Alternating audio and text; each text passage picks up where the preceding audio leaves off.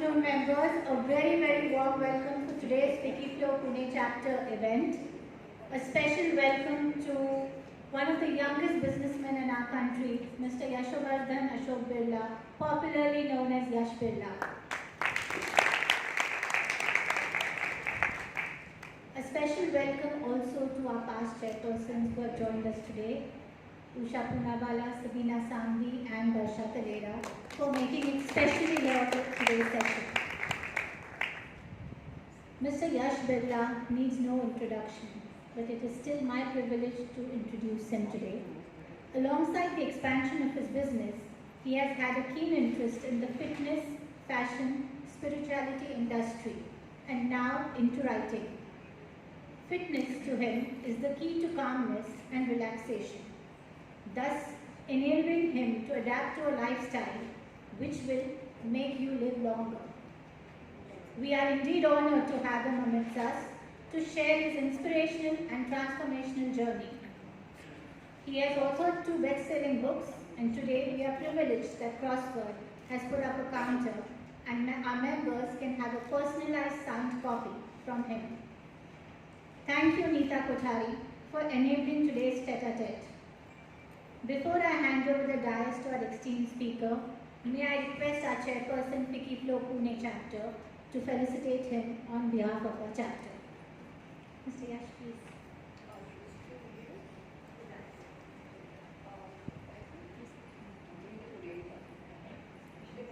Yeah, why don't you go down? I'm doing a full day.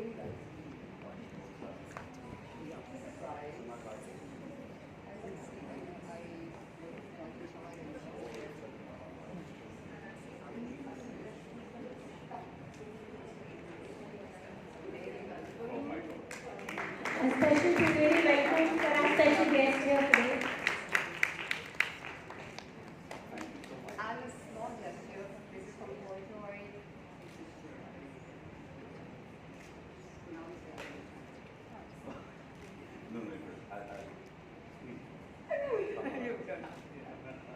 Thank you so much. Your quality here. She looks so cute.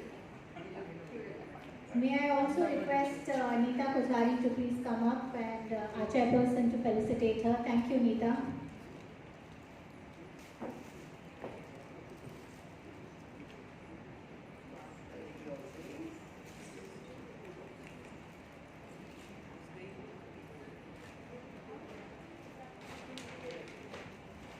Today is special for another reason.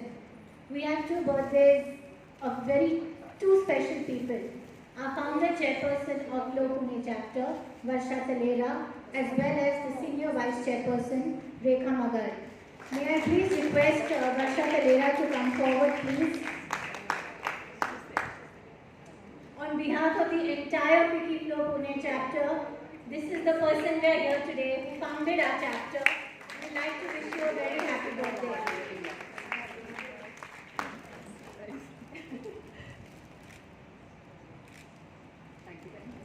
Thank you. Rekha Magar isn't here, but wishing her a very happy birthday on behalf of FLO.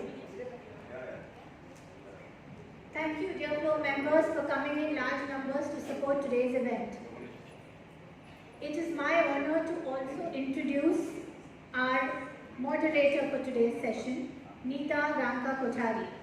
She is a personal shopper and luxury brand consultant for the last 14 years, who has hosted many luxury brands. A youth coach from the Youth Coaching Academy in London, she's been helping the youth live a normal life in this world of distractions, competition, technology, and peer pressure. She believes that today's kids are facing too many pressures. They are the Gen X kids, and the suicide rate is very high. So helping them set their lives with a specific goal is what this noble FLO member is doing, and this is what she focuses in. Wishing you the very best, Neeta, and over to you.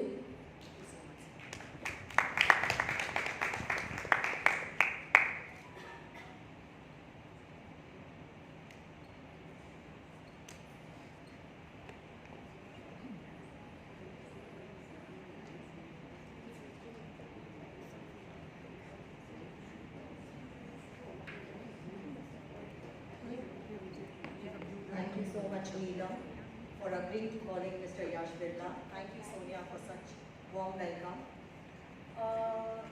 Neelam was very kind. The reason I wanted to call him, it's not because just about fitness. He's faced a lot of hurdles in life and he's an inspiration. I'm sure many women here agree to that. And most of them want to know about it. So he's given me a free hand to ask anything and everything. Right? But you are more than free to pass any question that you don't want to answer. Okay, women don't ask that is he going on a date or a coffee with you. That is not going to answer. I'll answer that. Oh, okay. I told her that. Okay. Okay. I'll just do a little formal introduction for him. Mr. Yashovardhan Birla, fondly known as Yash, is the chairman of the Yash Birla Group. The Yash Birla Group is diversified in textiles, steel plants, education, also financial services, infrastructure, travel. He is considered to be the youngest business tycoon. Okay, don't do that. Now you're making me nervous. Okay, first I would like to congratulate you on winning the title of the most stylish person at the International Influencer Award. You just won that, so congrats for that. So let's start with that because fashion is my favorite topic. Do you follow any trends, magazines, stylists? How do you get about to dress every morning? What goes on your mind when you choose your outfit? Like last night, I remember chatting with you and I said the backdrop is yellow and white. So he's like, I'm not decided what I'm wearing. So I want to know. Yeah, thank you everybody. Thanks a lot everybody for being here. I really appreciate everybody coming. For the first time between so many beautiful women, and I think I'm a little embarrassed. Though I usually am very free flowing and I will answer every question that Neeta puts forward to me. But I'm absolutely exhilarated to see so many of you all here. I really express my gratitude to you and everybody else who have invited me here. I'm truly very grateful. Coming back to your lovely question. Okay, so from fashion, yeah. See, I don't read any fashion books. I don't look at any magazines. I don't see what are trends. As I am a very spontaneous and impulsive person. So for me, fashion is something which is just dependent on your mood at that time. So it contrary to what it may feel, I get ready in literally 5 minutes. I just go and stand in front of my cupboards, and whatever comes as an inspiration, I pick it up, I put it on, and I'm ready. It takes me a very short while. I don't really feel I follow any trend because I think each person something suits you. So if there is a trend going on that is a trend of the market, but it doesn't suit your body, it doesn't suit your height, it doesn't suit your personality, there's no point. Whenever I go shopping or whatever I buy, that's what's very quick. I just look at it and I say, this is for me, and I wear it. Once I wear it, then that's just me. I don't care whether anybody feels it's good or it's not good, because the whole attitude, the whole concept of a fashion is you have to have an attitude. Attitude not in a negative way, but in a way of self-confidence, because believe in what you wear, because that's what you like. And there will be always people who like it, there will be some people who don't like it. That's each their own, that's a perception. So do you shop for yourself or you have a personal shopper? How do you go about it? I just heard you're a personal shopper, so maybe I will be involving you in the future, because I'm sure you can improvise my not so good dress sense. I keep telling you I'm going to raid his wardrobe, so it's a very wrong choice if you call me. But as of today, no, never. I've never had a personal shopper. I've only shopped myself. I don't think anybody really, even my wife doesn't really recognize my taste, so she knows roughly what I like. But if I tell her go and shop for me, she will not be able to fulfill exactly what I like. So I just go myself, and the best is I love shopping alone and in silence. Okay, I would like to go back in time, 3 decades ago. I guess you remember. On 14 Feb 1990, one phone call transmuted your entire life. Tragedy robbed your parents and your sister in a plane crash. You were just about 23. I won't ask you how did you cope up, but what did you go through? And I guess you had a very long journey from North Carolina to New York to London, London to Mumbai. How did you deal with it? how would you say you came out of it? Because I cannot even come to imagine what it was. Okay, so I think I'll talk about this. Then my earlier book on a prayer attendee, where I had described it, but there's nothing which I have forgotten even for a minute or the intensity of what happened. On one hand, I would say God forbid it happening to anybody, but anything that happens to any of us is the purpose of the meaning, and that's what I believe is karma and destiny. So yes, I was studying, I was doing my MBA. I was doing University of North Carolina in Chapel Hill. My parents were very keen. I'd come back from the United States as an MBA graduate. Though I was never a very American-oriented person, I was more happy to be in India. But so to respect the wishes, I did go there. There were a lot of studies, almost 15, 16 hours a day. And I think I'd almost finished a year when I was time difference to Bombay and North Carolina. So it was early in the morning, like 6:30, when I usually get up from my classes. I got a phone call, and then I obviously have a house in that semi-sleep state, and somebody on the other side. My aunt said that there's been a plane crash and whatever. So it's at that time, it's like I mean, sometimes you can't believe it happened. Sometimes it's like a sinking feeling where you feel there's something wrong. You immediately start asking, where's my sister? Why isn't she talking to me? She was also on the flight. I said, where are they now? So obviously they tell it to you in small doses at the hospital, whatever. I said, I need to speak to somebody. So it was a long flight. From Chapel Hill, I had to go to New York, London, Bombay. So each journey was like a lifetime by itself, because till London I did not know that they all had passed on. I was being told that they are in the hospital, and I was hoping. And also I got feelings like, at that time there was just my parents, my sister and me. Obviously I wasn't married and had children. So it's like your whole everything that exists around you just goes. So it's like you feel that whatever you've lived your life to now it's like a break. It's gone. It's like a movie ended, and there's something else going to start, which is at that time catastrophic, because you're all alone. And I was not really close to any of my relatives. I mean, I was respectful to all. I loved everybody. Everyone helped me a lot, but I really had nobody. So you suddenly feel all alone in the world. Of course, I was dating my wife at that time. She was there with me, and that was a great help. And I got married about a year and a half later. But there was a year where I lived absolutely alone in my house in Bombay. It was, as a human being, very difficult, and I would say that feeling doesn't go away ever. People say with time you move on, but I can still feel the same intensity of missing my mother like I did many decades ago. The memories are as fresh as ever. But coming on the positive side, I always believe in karma. So at the age of 13 or 14, way before this incident happened, I used to read a lot of books on life after death and what happens to a person or a soul when it passes on. What are the experiences? I also read a lot of Indian scriptures that talk about it, whether it's the Upanishads or whether it is the Bhagavad Gita or whatever. For some strange reason, I had a very keen desire to learn this. Now, obviously, that was, let's say, it was ordained or it was karmic for me to understand this before this incident happened. Because if this incident happened just like that, where I just thought life starts and life ends and you pass on, probably an entire family going away in one day, one fine morning, I may not have been able to digest it so well. So I may have gone on to some very wrong path. I don't know what I would have done. But this spiritual strength which was with me by reading all these things always made me feel that there's something here which is left behind. Now, what it is, I don't know, I still don't know. But I do feel that it's just the body that passes on.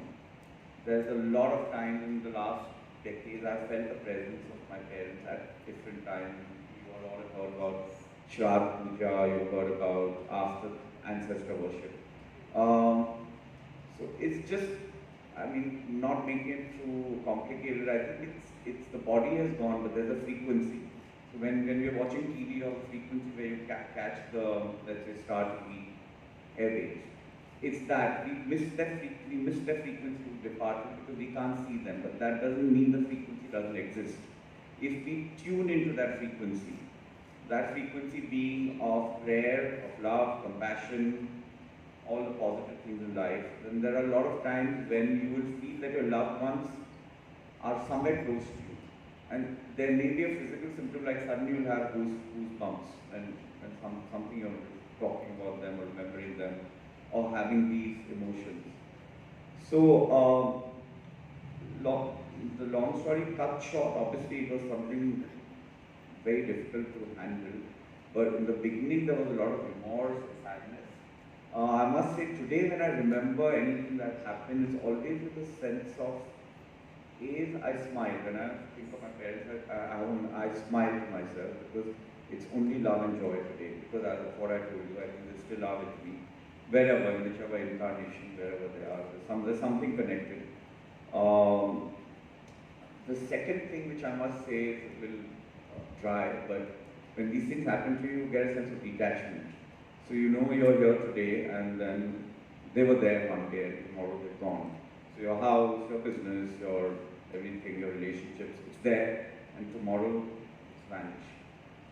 So when you think of this, then you realize that some of the things we kind of delve on every day, stress about, get angry about, feel upset about, are so immaterial.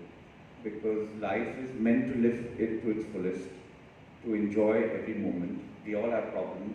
It's how to overcome those problems, but overcoming not with resentment. It's going ahead. It's like crossing an obstacle. When you cross the obstacle, it's an obstacle, but you feel good. You crossed it. So that's what life is about, and suddenly it may go. So why not live in the moment and make the best of it? When this whole episode happened, you were left all alone with a big blooming empire. It's normally a trend that for every succession there is a grooming period, which probably your father or his team factors. But I guess along with your father, he did lose some of his key men in the same crash. How did you cope up with that? It's a growing typical Indian family with a lot of business rivalry. So you, at the age of 23, had no grooming from your father. How did you cope up with that? So I think I'm a Marwari. Marwari business houses.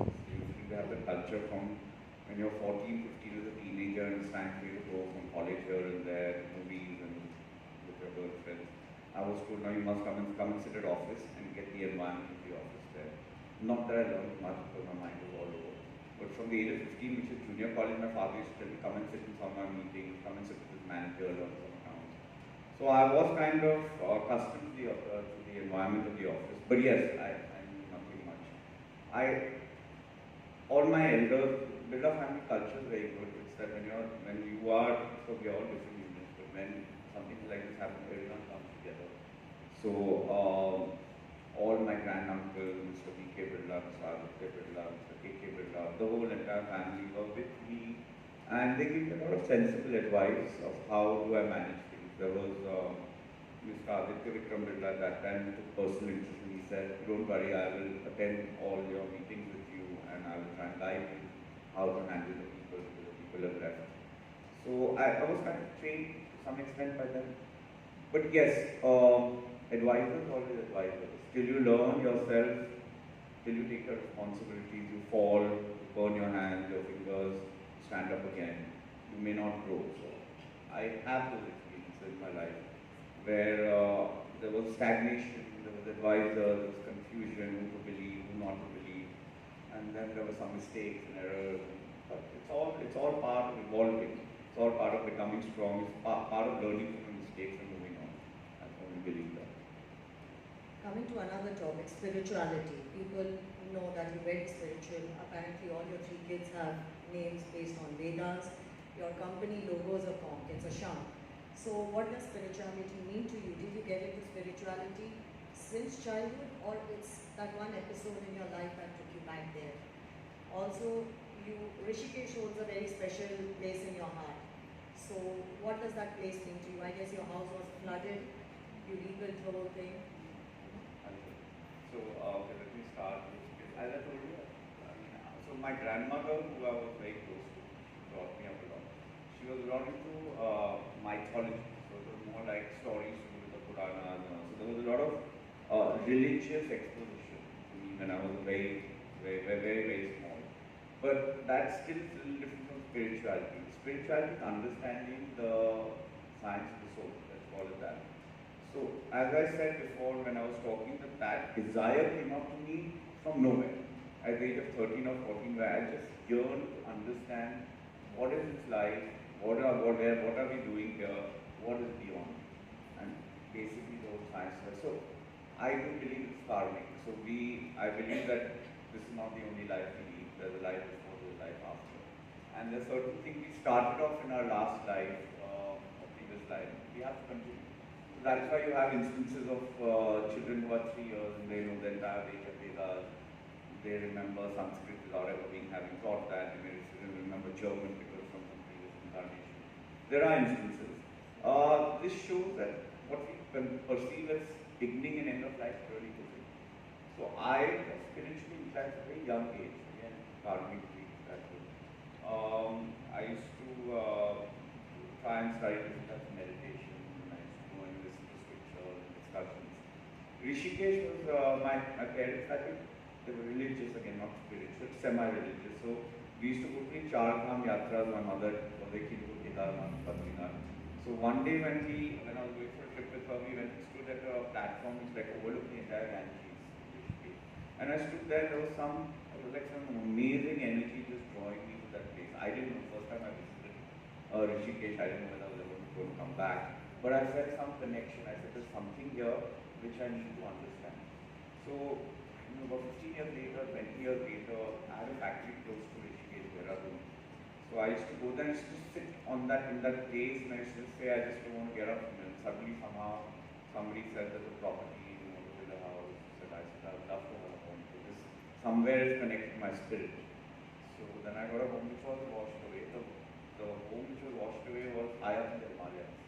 That was its own track, was just below Kedarnath. That got washed away and never got rebuilt. But Rishikesh house was as good. I love going there. It's like, my whole family loves going there, but it's, whenever the environment gets to you, I just take flight to Dehradun, and Rishikesh like half an hour my house in Dehradun, and I just, even alone by myself for 3 days, and I just come back completely rejuvenated. Now coming back to the main topic, building the perfect body. Again, the same question. We go from the serious to the fun, I guess. You can call it that. Yeah, you're passionate. You work out. How many hours a day do you work out?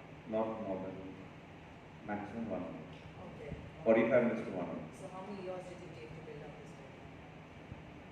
So the starting was again back to my college when I went to North Carolina. As I said, I studied very hard. I used to have academic studies for about 13-14 hours a day.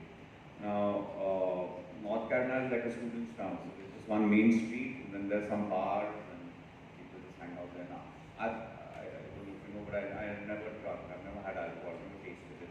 So for me, I love it now, but I don't like going and just hanging out at the bar. So I had nothing to do. So I just walked into a gym in the United States, and I saw this. The gym was like 3 times the size of this room.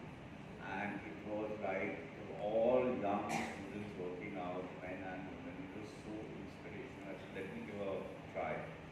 And I joined the gym, and I think, fortunately for me, in a week I started seeing good changes on myself.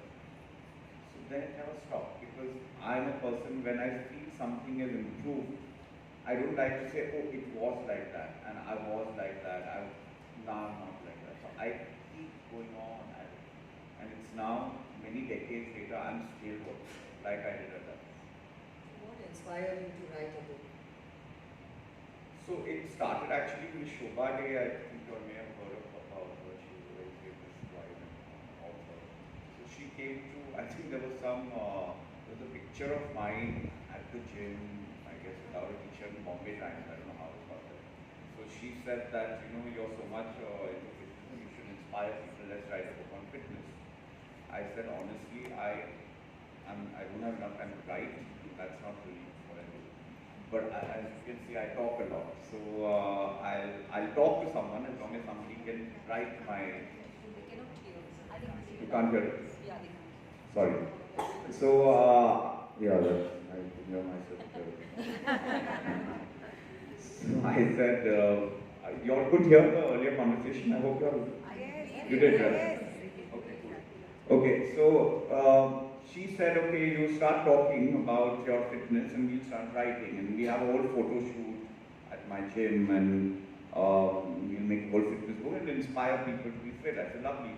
So when the writer, his name was Vishwari, he started writing, again I repeat, as you can see, when I start talking, I go from one topic to another to a third and I keep talking. I love conversing. And he was a nice guy. So I kept talking about my life and I kept talking about my thoughts and my belief. So I think about your intent of the book, Ms. Shobha Day came to me and said, Yash, I know we started as a fitness book, but I think we should now deviate it toward biography. Because you are so much more than just fitness. You've got so many other ideas and thoughts which readers like to read. So let's leave the fitness book and let's go on to biography. That's where this honor prayer by Penguin came up, which was not much to do with fitness, let's say. It was mostly to do with my growing up years, my childhood, my thoughts, my feelings, my experiences that we've just been discussing. So then I asked her, so what do I do with all these whole photo shoots and whatever I've talked about fitness? So she said, you do another book for that. So I said, okay, but I have to do 2 books and plan. I mean, I'm not an author really. This is just my hobby, my passion. It's like something I'm doing to get satisfaction, but it's not like mainline for me. So she said it'll happen somehow. So after a couple of years, I again picked up what she had she started, and we took some more photographs, took those photographs, wrote something, talked something, and that's it. You always say fitness is not a game of body, it's a game of mind also. So, why? Let's say scientifically, our body, there are a lot, I think women, men, we all have hormones, endocrinal systems. So men are bodybuilding, basically muscle is enhanced by testosterone, let's say. Everything we do affects our endocrine systems. Now, then there's something called cortisol, which is a stress hormone. So if I'm getting stressed, I'm negative, I'm worried, I'm all the time tense, cortisol will disturb my progression in fitness. It will prevent the testosterone from giving me muscle building capability. For women, it's the same thing, estrogen, there's a whole theory to it. Long story cut short is that however we think plays a very important role on the way we look. This also happens, let's say I'm doing weightlifting, so I'm told that do a bicep curl. So they say when you do a bicep curl, you curl it, but keep your mind on the bicep. The movement, the pause, the going back down.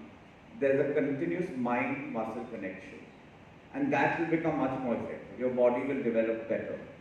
So, take home from that is that your mind is very important for a body as well. Healthy mind, healthy thinking, focused mind, positive mind is very important. So I believe pranayama and meditation is something which everybody needs to do, especially I was just hearing working with children today, and I wish children from a very early age, like when we went to school, we were taught all these things. We weren't, because we went to school which made us think something and go home. But if you learn our Indian scriptures and our Indian culture, let's not scripture, but let's say culture, of meditation and pranayama, the basic thing. This is like we wash our bodies, we have a bath, it's like washing our mind. Every day if you do pranayama, you meditate. There are a lot of things which we are not able to deal with, get dealt with very easily. Stress goes down, focus becomes better. It's not only for health or mental health, it's also for our work, for our relationships. So I feel we can interact much better. We have so much more confidence when we go to our workplace. We can talk with better self-esteem. So the mind is very important. Now mind is again related to the spirit, since we go one level below or higher, let's say. The mind is basically something which is momentary. I'm now here with you all. I'll probably go in travel back home in the night. I'll be in a different state of mind. But there's something beyond the mind, which is me, which exists when I'm waking, when I'm sleeping, when I'm there. So that's what we call the spirit, the Atma. So when we learn to segregate the mind, which is momentary, to something which is permanent, which is our spirit, then we disengage from a lot of our stressful events. So when we identify that this, I'm going through stress, it's not you who's going through stress, it's an event which is stress. But that will pass. So when we segregate that, then the stress becomes low. So that's the connection. It sounds a little intricate, but it's as easy that exercise, do pranayam, and do meditation. All these three will integrate into a much healthier person. Reviews tell that this book is a blueprint to help you plan your physical and spiritual journey that is perfect for you. A simple takeaway from you, what do we expect from the book? So this book is basically for even a beginner, somebody who wants to start maintaining a live a healthy life. Just a lot of people who are like searching what we do, and they ask all kinds of questions. Leading a healthy life is not difficult at all. And it's not something which requires a lot of time. People say we don't have time, how do we do this? As I said, even I don't spend probably a minute more than 1 hour, 5 times a week, and that's it. And that's, of course, I'm very, very dedicated to it. But I would say whatever time you have, whether it's half an hour, 3 times a week, or whatever, the main thing is commitment. And the book shows you that if you have that even basic time, you may not have a fancy gym, but at home, wherever, there's a basic routine you can follow. And that will help everything what we just spoke about. Coming to another topic, when you were growing up, I remember, I guess Lalit Modi was one of your close friends. Okay, I'm speaking only from the biography. No, go ahead. So they were the party animals, they did all kind of nuisance nonsense. Did you never feel pressurized? Because today's teenagers probably don't want to drink, but they feel like an oddball in the group. So they do it just to please their friends or be a part of the same circle.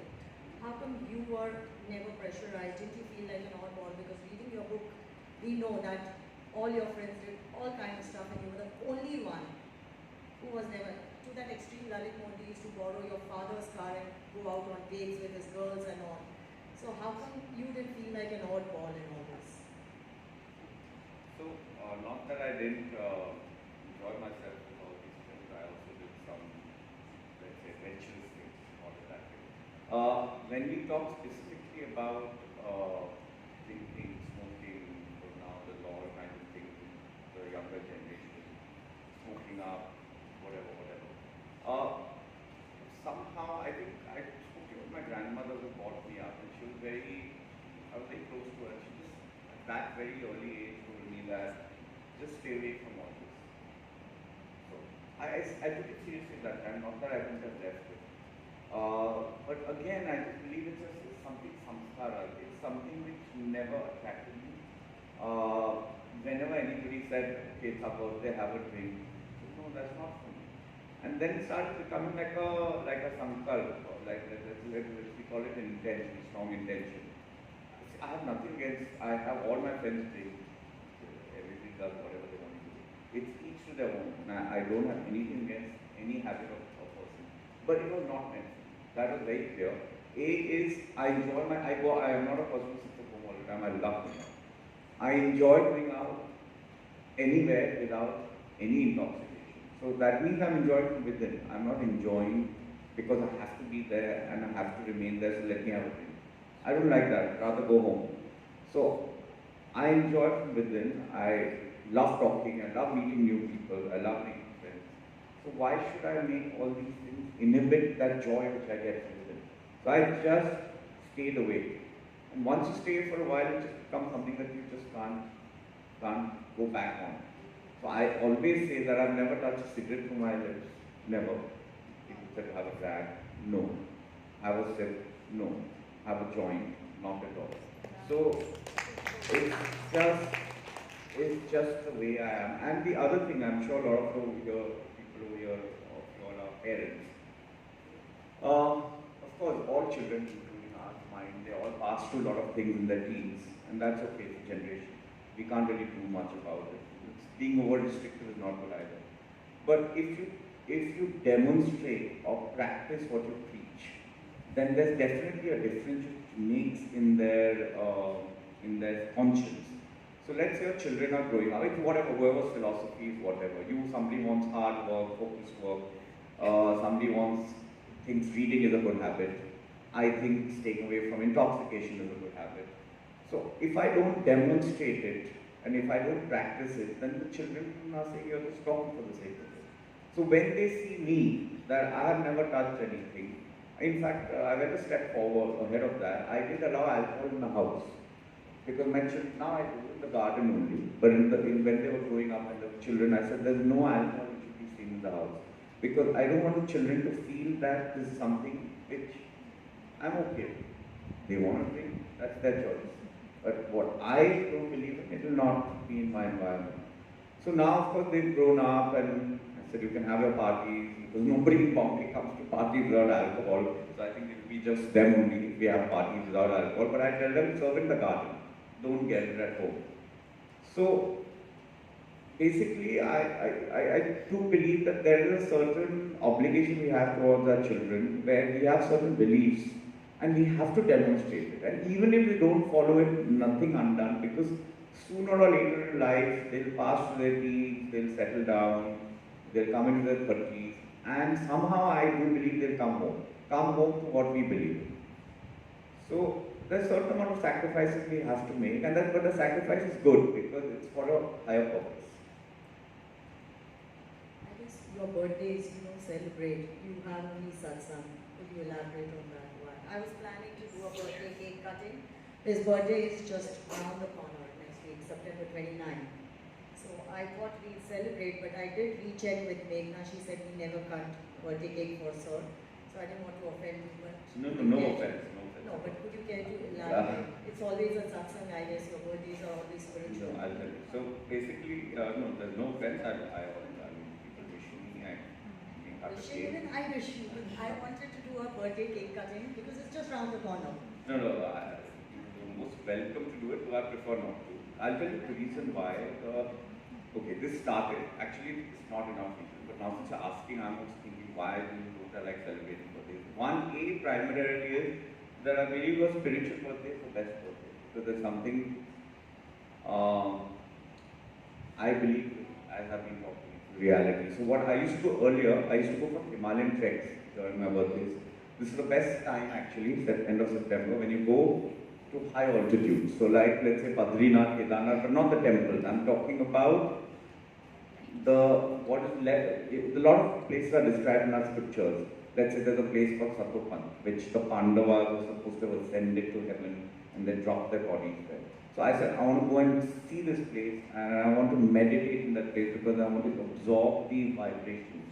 So I went on my birthday because that's the best thing one can do of celebration. The human side of not celebrating birthday, I must say, I'm thought of it now that there must be some reason. I've never really put into black and white. But it's again, probably the beginning I used to miss my parents when I celebrated my birthday. How they used to be excited and they used to celebrate it. And my mother used to come to me and the whole day she spent about 20 times, happy birthday, son, whatever she used to call me. And for the first few years, I missed it. That if I celebrate my birthday, I'll miss that event. It's such small celebration. So it became a habit. So it started with missing your loved ones. You celebrate your birthday with you, but then it went on to a higher purpose, like a spiritual science. I'll end with this and then I'll open for public questions. You socialize a lot. You love socializing. Your love for flamboyant fashion, workout, travel. You have a tattoo body. It's on Instagram, girls. Don't get excited. Most of your... No, I'm just telling before women mind and run wild. But most of your trips are spiritual. So how do you manage this magical balance of materialism and spirituality? You have no bad vices. You spend most of your time in spiritual silence. How do you manage to do that? Because you have the best of every world. So it's a very difficult transition. So I'll tell you, I think life is a dichotomy for most of us. It's not, we put ourselves in capsules. I don't think we need to be in capsules because it's it's a 360-degree personality. All of you here, you're a mother, you're a wife, you're a daughter, you are a businesswoman, whatever you are. You don't have to be that all the time. Hello, can you hear me? Okay, so we don't have to be one all the time. I'll tell you an example. When we were talking about when I came back from the United States, my conservative family members, in all good faith and good advice, said that, you know, now onwards you must always dress up in a suit. So when you travel anywhere in a plane, you must be in a suit, and you must wear formal clothes all the time. When I was in Calcutta, I was wearing a kurta. This now you wear a kanji under the kurta. This is not appropriate. You know, these kind of things. And of course, clothes I wore even at that time was always what would I say, over the top dresser. So they found it bizarre. So I said, see, am I wearing this in the boardroom? I'm wearing in the boardroom wearing a suit. Am I wearing this in a Hindu puja? No, I'm wearing kurta, pajama, whatever I have to wear over there. Kanji, I had a kanji. Below the t-shirt. But if I feel, when I go out, I feel, this is my mood when I go out. Like she said, I love to meet people, I love to socialize, I love to go out, be there. Then I'm not going to be in that mood if I wear a suit. So I am the same person. I'm the same person in the board meeting, I'm the same person in my puja, I'm the same person when I'm meditating. But I'm also the same person where I'm wearing something and going out partying and talking to anybody who is nice enough to speak with. So why compartmentalize people? Why say you are meant to be a businessman, so this is not how you should project yourself? I don't believe in that. I say everybody has a conscience. Your conscience is the best judge of everything. Nobody else can judge you. Everybody is judging everybody. This person's wrong, that one's not behaving properly, he should behave like that, she should behave like that. You are the best judge of yourself because only you know what is right and wrong. You know what you're doing which is good for you, or anything which offends anybody else, near and dear, or anybody else, your conscience will tell you, and don't do it. But if you are not, you're managing these two items, and you're not hurting anybody, you're not hurting your conscience, do what you feel like doing. That's what I've done. So I don't follow any system or protocol, and I know that a lot of skeptics, a lot of people have opinions. This is probably not the right way to be, but that's why I accept it. You open for any questions? Okay, I have one question for someone who could not be here. Any materialistic thing that you're attached to? Any one thing? Clothes. Okay. And how many hours per day do you meditate? I know. So I do it twice a day. So I think, you see, we all have busy lifestyles, and I also used to first feel, okay, I follow art of living quite a lot. So they say twice a day, 20 minutes. The Sahaj meditation they talk about. It's very simple. The idea is that it can be integrated very easily into your life. Now what I do, since I couldn't find twice a day to sit apart and meditate, so when I go to my office in the morning, I sit in the car. Before my car leaves the gate, I put on a chant, like one of the chants which really I like, softly, and I go into the meditation in the car. And my car takes a sharp turn towards the right at my office, and I know it, and that turn is now open, which is basically 25 minutes usually roughly from my doorstep to my office door. So I'm in meditation. Then the last thing before I go to sleep every day is again a meditation. So this is fixed. I don't have to take out me time because you are going to go to bed and I am going to go to office. So it's fixed. And then in addition to that, I also try to do some kind of pranayama. So there's Sudarshan Kriya, which is art of living. It's very intensive, nice pranayama they teach you, which kind of calms your mind, makes it meditative. So I try and do that, but I don't do it every day, maybe I do it every week. Okay, there's a question by Meenakshi who's here, whom I introduced you outside. Considering the challenges you have faced, we all know that life has been a great teacher to you. Any important message you would like to pass on to all of us? It would be inspiration to many. So, I mean, I did speak a lot about this, but if you ask me any specific thing about what I spoke about just now, I can elaborate. As you know, I can keep talking. It covers up actually whatever you spoke. But if you're most welcome to ask any particular aspect of what I spoke, I'm very happy to go on. Maybe later. Okay. If anyone has any questions, I can go on. I wanted to ask you whether you completed your MBA. Whether I did know. No. So, yeah, it's a good question. So that call which I talked about in the morning, it was like just little before my first year was going to get over. And they said you immediately catch a plane back, obviously, whatever, it was a journey from that minute to the time I landed here at midnight, when I knew this whole calamity had happened, tragedy had happened. After that, as I said, there were a lot of my relatives who advised me. And they said, now you are the only one left here. There's no, you don't have an uncle, you don't have anybody else directly looking after business. All your top execs, my father had some restructuring going on just before he passed away. They're not there. You can't leave things to them. And things can be messy. They are sometimes a mess. You need to be here. So I said, what do I do about my MBA? So they said that that you can't do. Because you should, not that you can't do. Nobody says no. But you can't do because this is your first duty or dharma. And you cannot take off an MBA. That's gone. So I actually love studying. I'm a person who loves studying. I love reading, remembering, interpreting, and giving an exam. So I said that's like a great thing lost. And I don't think, I may keep saying I can do it after 5 years, I can do it after 10 years. Once I'm involved in business, it never really happens. So I did law by correspondence. After I came back, it just required me to study, and I gave the exam and I did my LLM. So, but my MBA never happened. I'm still not an MBA. Your wife Avanti is a Pune girl. Where did you meet her? So I met her in Bombay when we were studying junior college. That's when we were in the 12th standard. She was in Sophia, I was in Sydney. So a cousin of mine introduced me to her. And then she joined Jain. Jain and Sydney are like on the same road. So then we used to keep meeting on that road and hanging out. You know how those days the colleges are more outside the classroom than in. So we used to keep walking up and down. Honestly, it's racist topic, but we were not dating for like, I knew her as a friend for like 3 or 4 years. And suddenly one fine day I realized this is not just it, there should be more. So that's how it happened. Anyone? Just want to tell you, I don't have any question. I just want to tell you that I'm a proud alumni of your school, my school, Birla Public School, Gopi Birla Memorial School. Oh my God. So we, the batch of 1990, we all are in touch with each other and the teachers too. So we are really proud of you and family for giving us a best. That's so kind, means a lot. Thank you so much. You're from Bombay originally, that means. Now you live in Pune?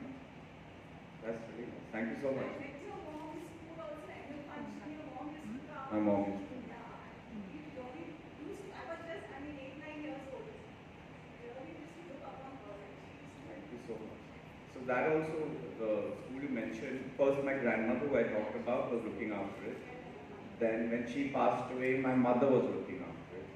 My mother suddenly passed away. I said, I've got too many things I can't look after. I can't go to school, I have to do all these restructuring industries to do. So then my aunt, my father's sister looked after it. Mrs. Asha. This after 1990. And then now finally my son is looking after it. Yeah, so I get it. So because he looked at the education company of my school, so he's looking. Thank you.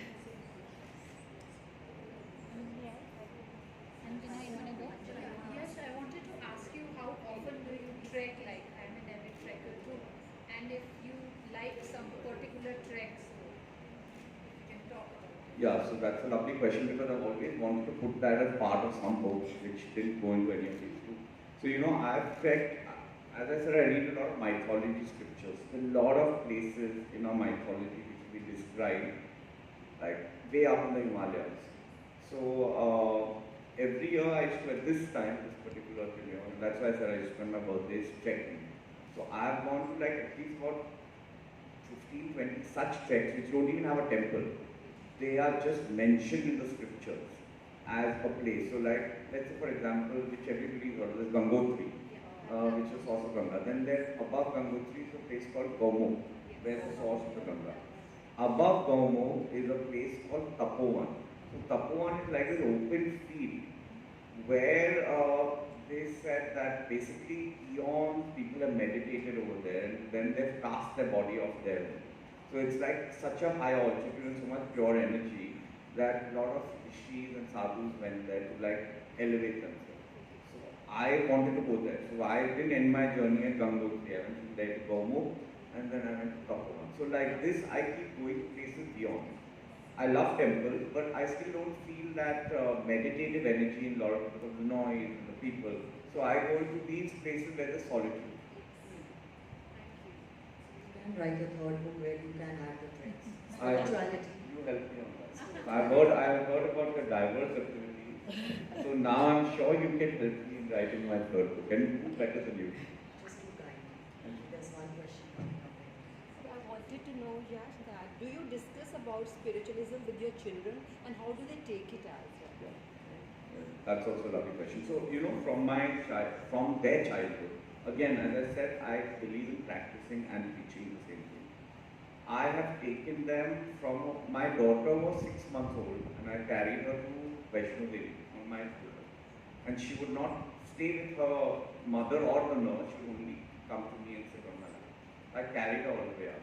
Then when she was 2 years old, I took her to Yamunotri, which is a very tough place.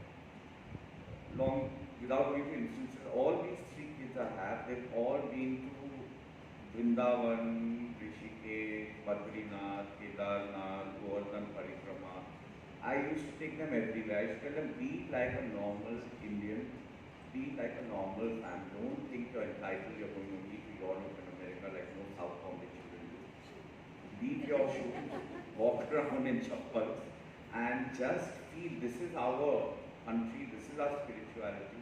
So I took them everywhere.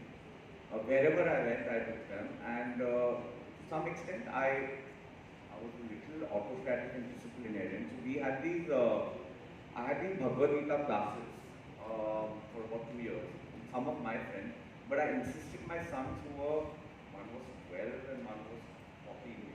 I said, you have to attend this with me.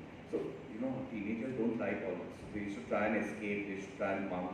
I used to give them punishments. If you don't attend, then you will be punished or whatever. Right, wrong, I don't know. But what has happened today, that both my sons are deeply spiritual and religious. My older son, he in fact just last month went to become, I talk about art of living.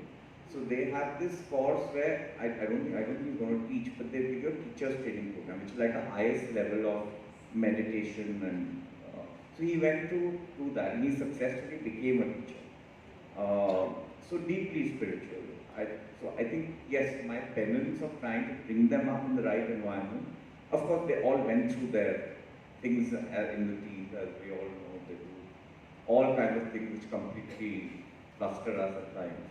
But they all basically have a very good, strong spiritual connect with the reality.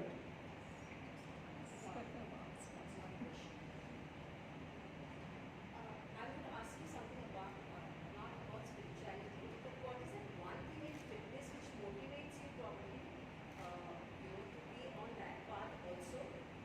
So is there anything, a connection to it or something like that which kind of motivates you or? So that's the dichotomy. One is deep spirituality, upbringing, and the third is pure vanity.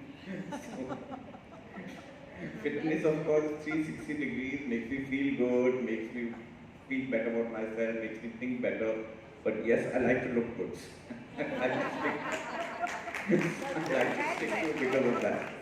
Like you had mentioned your mind has to be at that moment, right? In that one of the that means you have to be total into that awareness, Yeah. right? It means that.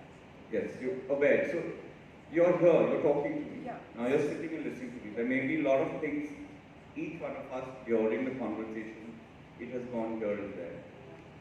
Not that I'm speaking something so important or wonderful, but there are a lot of times when we miss something, which we, with awareness, we could have absorbed and used in our life. So that's the whole idea, and that's the whole idea of productivity of your time and your focus. And again, where I was linking exercise fitness, I said the bicep curl, you focus on the bicep curls up. So it learns to tell you to focus on something even when you're here, even when you're out of that gym. So all this happens how you train your mind to be directed at a particular purpose. So as of now, it's to listen, you're listening. I'm talking, I'm talking. One question.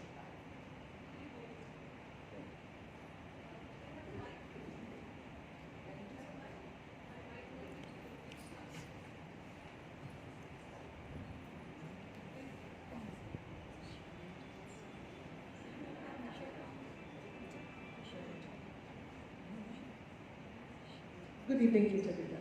Good evening. So, initially I thought I might not speak or maybe ask a question, but when I heard somebody saying that I was a teacher at Gopi Birla, and then I said, okay, even I have to speak to you. So, Thank you. being there with you as a team, and we started our first cable school, and now that I have such good, lovely memories, and here whenever we talk about BOMIS, that's like Birla Open Minds International School, and that's a time I tell, okay, that's my school, you know, that's the kind of feeling I get. And that was a support we got from you. And when I joined that school, I just came to know that, you know, it was your dream from since 7 to 8 years that school, that project should come up. And the way I think we all had put in our efforts, and I'm very happy to see Mr. Shetty here. It was a big support, and I saw him and I said, okay, that was great.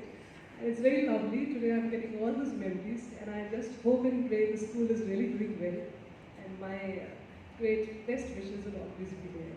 So I hope the school is doing good. So I just wanted to hear a bit from you. Thank you, Shubrita. That's nice of you to come. It's been a while. 2 years back, you were there? Yes, yes. You shifted to Pune. Yes, yes. After my husband's retirement, we shifted here. So I'm not retired, but So for everybody, Shubrita was the principal of our new school called Birla Open Minds. Birla Open Minds is a school which it's like an education, like the curriculum we started, teachers training and opening our schools. We have got 140 schools now. One of it is in Bombay in Walkeshwar Road, behind Gopi Birla, the school we were in. So it was a very difficult project, but I actually made it on a cliff to give it that kind of not city feel. So I had a lot of problems with the civil infrastructure and the building societies, and finally the school took like about 7 years to build, and it was ready. And I think you were one of the first principals or the second one? I was, yeah. So the infrastructure was still being constructed at that time. Now it's done. Yes. And COVID came, so we can pause a little bit. But now it's, the admission this year are quite picked up well, and I think it's doing really well. Come and look at it. Absolutely, because when we joined at that time, it was a little hassle, you know. That I know. There were challenges. I remember the meetings of you and Mr. Shetty and the architect, Yes. Mr. Bhatia. Yeah. Mr. Bhatia. I remember. Yes. But then I think we took it as a challenge, and when I came to know that it was your dream, and it's like 7 to 8 years, I said, okay, now I think more than 100% we are going to. No, it was my thing, and it's turned out good. It's up and running. Oh, great. I'm so happy to hear that. Thank you. We opened a school in Nashik also. Our own one, yeah. So maybe now Pune is waiting for you. Yeah, hope so. I'll tell my son that. He's starting. And I have lovely memories of Nirvan because he was my daughter's classmate in HR. And here he was like my boss, and I used to call him, okay, Mr. Nirvan. Right. And I remember he used to tell me when I entered the office, and he said, okay, one Nirvan. Thank you. Thank you so much. Thank you so much. Thanks for coming. All the best wishes for the Thank school. you. Thank you. I really don't require the mic. Lovely. I don't either, actually. I think I'm going to be asking a question which is going on in a lot of these lovely ladies over here. You are confusing us with your charming looks and handsome looks. We need to know your kid's age. So can you do the calculation? Now I have to come on the mic. That's the only question which has got me off guard. Because I don't need to answer every question, but I knew the answer. you know, I'll tell you why. So since I revealed to you that I'm very vanity obsessed, I hate telling my children's age because that reveals mine. I'll tell you. My son, my oldest son is 30. The second son is 20. 30, sir. 30, 30, yeah. And my second second son, but it was a honeymoon baby. So don't ask me what age I got married. You calculate it. Forget that. Second son is 28 and my daughter's 22. Wow. I think ladies, let's give a big hand. Thank you. Thank you. That's the only question I was asking. Sorry for exposing you. Thank you so much. Don't worry, you It's can. absolutely motivating and I'm sure we love hearing your answer. Thank you so much. Thank you.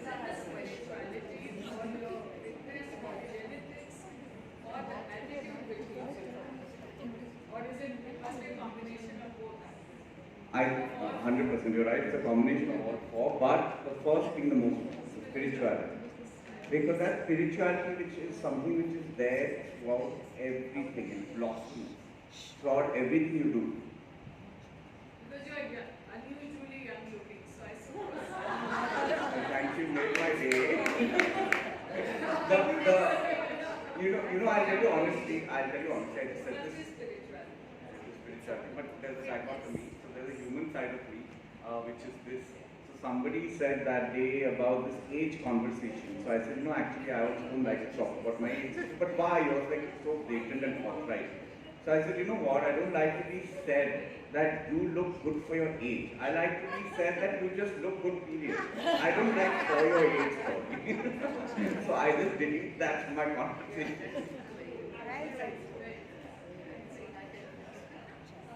I just wanted to ask you, being your Marwari, so you must be have done any fasting or like that. So how did you manage fasting and giving? Yeah. Like it's totally. So, okay, I'll elaborate on something nice on that also. So, not because Marwari, I was never told to do this or that.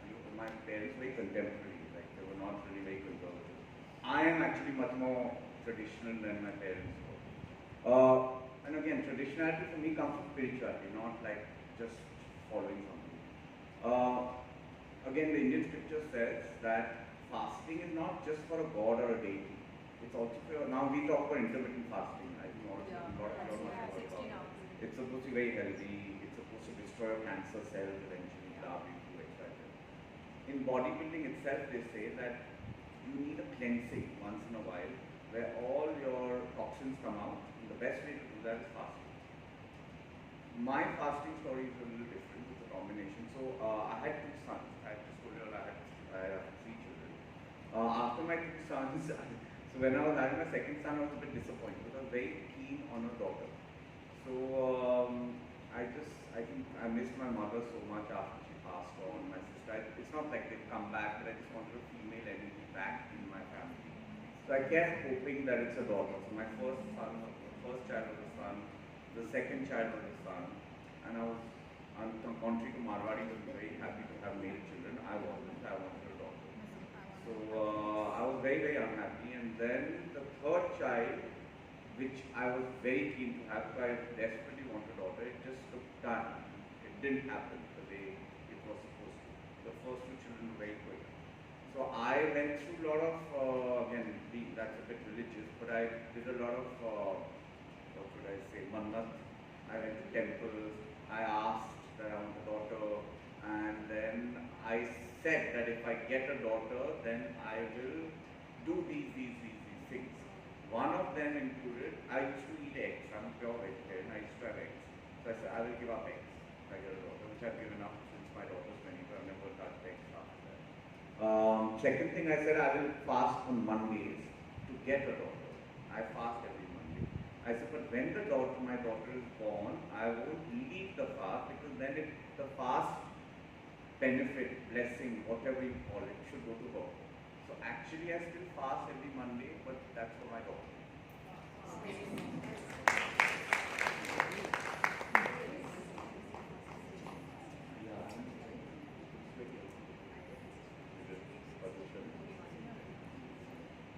Can I ask one last question? Yeah, sure. Go.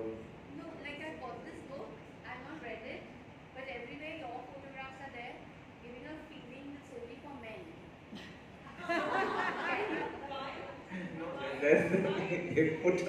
They put a female photograph inside to make you not feel that way.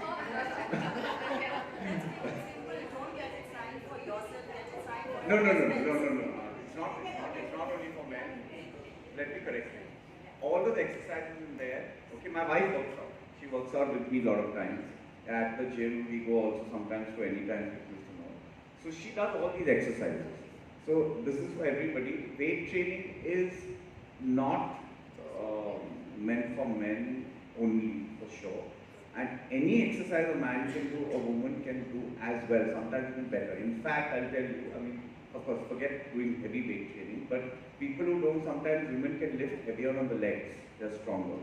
Some other bodies are made that way. So if a man is lifting, an average man is lifting legs, sometimes an average woman can lift heavier on the legs.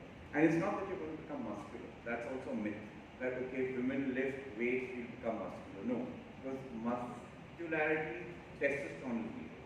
You don't have testosterone. What will happen to you is that you'll become more toned, you will have more fat loss, you will be fitter, and again, you'll have all the advantages. So just go and do everything that is there. Thank you. Yash, please give one mantra to get addicted to exercise. I mean, I try so many times and I go on and on. But you're looking nice the way you are. No, No, not for age. I'll never say that. I should practice what you preach. I'll never do that, what I can't accept. No, I'll tell you something, honestly, on a more serious note, is that you need to first of all do it for yourself. That is me time. You exercise for your happiness, for your joy, to look good. It's not a crime to look good. God has given us a body, God has put us in incarnations so that we can make the most out of it. And if you work out, it will also benefit health in other ways. You know now doctors say cholesterol goes down, diabetes goes down, all these things, ailments start, osteoporosis goes down, bone density becomes up with weight training. So these are all scientific facts. So you have to do for your health, for your happiness, joy, and yes, to look good. Why would you like to do that? Just go ahead, just know that it's for you. Yeah. So I have a question which is a little more on a serious note. Good. So stemming from the fact that we are all FICCI members and most of us are professionals and entrepreneurs, and today globally, pan-India, we have a lot of women who are in leadership roles or boardroom directors. So, and as a successful businessman today here with us, how do you feel that women can navigate power structures? I honestly feel from the bottom of my heart there's certain things women do much better than men, and in the business area and the boardroom. And it's demonstrated now with all of them coming more actively to the work front. I think sometimes, contrary to perception, men can get emotional. Yeah. And a lot of times emotions interfere in the workplace. I've seen a lot of women, including my wife, who is an emotional lady, but during when she comes to work, it's very intuitive and decisive. Whereas I start thinking, no, it's not right, let's talk this way, let's talk to this person this way, let's not hurt this person. She'd say, that's the way it should be, just go ahead. So, long story short, I think a lot of areas women can excel, sometimes even better than men. And there's nothing like men and women should do a particular type of job or each one is better than the other. You can do everything what we can do and we can do everything what we can do as well. And that's happening increasingly now. In all our board meetings, we have to have women. Right. Earlier, it was not a requisite. Today, we have to keep women. Right. You have to keep a ratio of women employees. And I think it's adding a whole different dimension. Human resources. Women are also good at human resources. Because you're better at relationships management than probably men are. Again, emotions in a proper way dealt with by women, you become good at human resources. Right. So, there's a great USP and a great merit for having women in your organization. And I think everybody has it willfully and now it's also compulsory. Right. So that's good, great. Thank you. Can I ask you one question which is a little different? You had mentioned that you had done meditation in that place where Pandavas left your body. Did you feel anything different in those energies of that place? For sure. Yeah, really? So, Can you just describe it a little bit because it sounds fascinating. See, I won't go into miraculous things because that's again, it sounds a little magical and a little fictitious. I'll just tell you one thing, that if I sit here just now and I close my eyes and I think of that place, I'll get goosebumps all throughout my body. It'll be like a complete shaking swirl. So what I absorbed and felt over there, while I'm talking to you, is something I take home. So I'm not just going there and leaving it behind. I experience and I take it home. So whenever I want to go into that state, or whenever I want to elevate my spirit, I have to think of it. This is just one of the places. I mean, so many such places.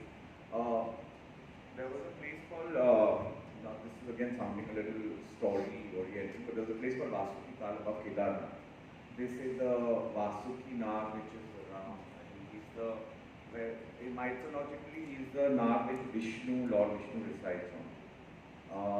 He's supposed to reside in some form, in some kind of manifestation in that lake. So I trekked to this lake, and when I reached there was this whole, so it's obviously it's at a height of like 14,000 feet, 15,000 feet above sea level. So there was a whole mist covering the lake, and I bathe in all these lakes when I go there because I think that's important to feel that energy. So freezing cold water, but I take 3 days. So this there was a mist covering the whole lake, and we couldn't see the lake. And after like 5 minutes, I don't know, we did something, some chanting, I can't remember, some kind of spiritual processes. And the mist, not that was linked, but coincidentally the mist cleared up. And from when we looked down at the lake, there was this white snake. Now this is at 15,000 feet, freezing cold, white snake. It stood up like this out of the water. I had it on film also, and I don't know how somebody lost it. Those days we used to take out DVDs, video films, somebody lost it.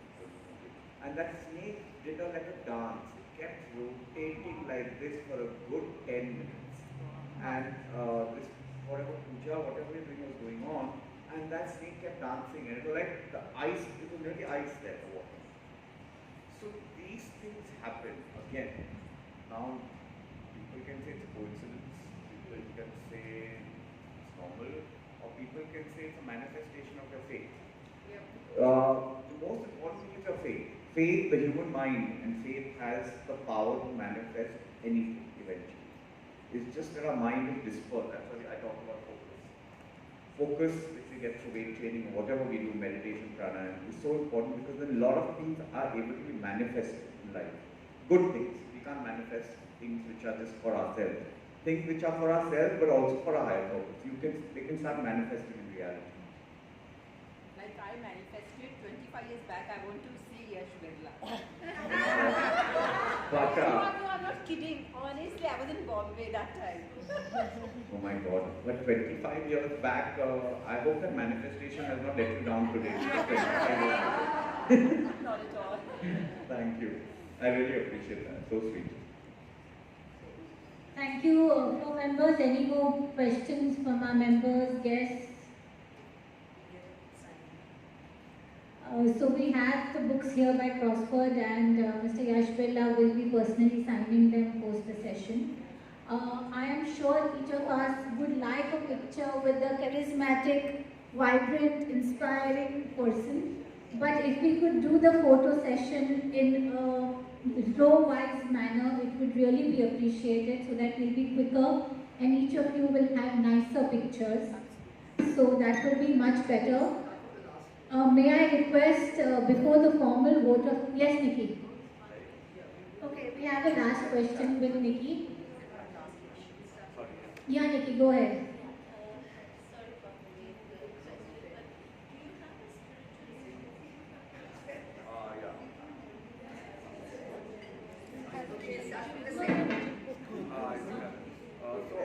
That's also a very nice question. Actually, you're all asking such nice questions. These are points which I missed out in my conversation.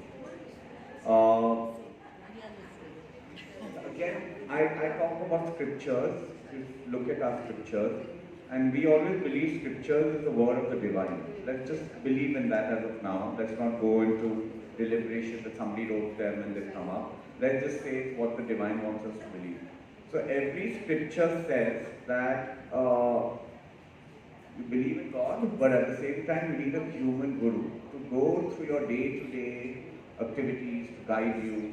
You need that power to come to you so that you can take your spiritual energy ahead. And I'll be very honest with you that I met a lot of spiritual people. Like I told you, when I used to walk around the Himalayas, I used to in fact just go and talk to hermits, people meditating in some cave, and I used to go and ask them all kinds of questions. I went to all the Kumbh Melas, so the Kumbh Melas have all the different, from all the sects, all the preachers. I used to chat with them, I used to ask them my questions. I had a lot of questions.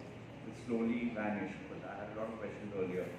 And I kept looking for a guru. I kept saying, why don't I find a guru? And then they said that a guru is something, is when you are prepared, it comes to you. It's not going to come to you on it, because you have to kind of, it's a bit esoteric, but you need to dissolve your ego. The moment your eyeless goes, the guru will come. So now all these people, whether it's Sri Ravi Shankar, whether it is Shakti Vasudeva, and everybody I met, I followed all their classes, whatever talks. I read a lot of spiritual books, I hear their talks, but it never really clicked. It so happened, I just told you my son did this course, Art of Living, and became a teacher. So I met Sri about 25 years ago, and I've done his Kriya and whatever, but suddenly it just clicked as of today that that's the person who I should follow as of now. I don't know whether somebody else later. So now I follow him. And not that he's new to me, because I know him, but that time I wasn't following. I wasn't feeling that need to go, listen, or take advice or surrender. But now I feel that's the best thing for me now at this stage. So all in all, yes, you need a guru. Now that guru doesn't need to be a spiritual person. It could be a mother. It could be anybody. It could be a friend. But you need somebody but it has to be spiritually inclined. So you need to have that inspiration from something, because that energy power has to come in. And that humane side of question, answer, and being with the guru is very important. And that is supposed to be essential for your destination, which is again spiritual evolution. Thank you. May I request our committee members as well as the past chairpersons who are present here to please join us for a photograph with our special guest here, and then we go row wise.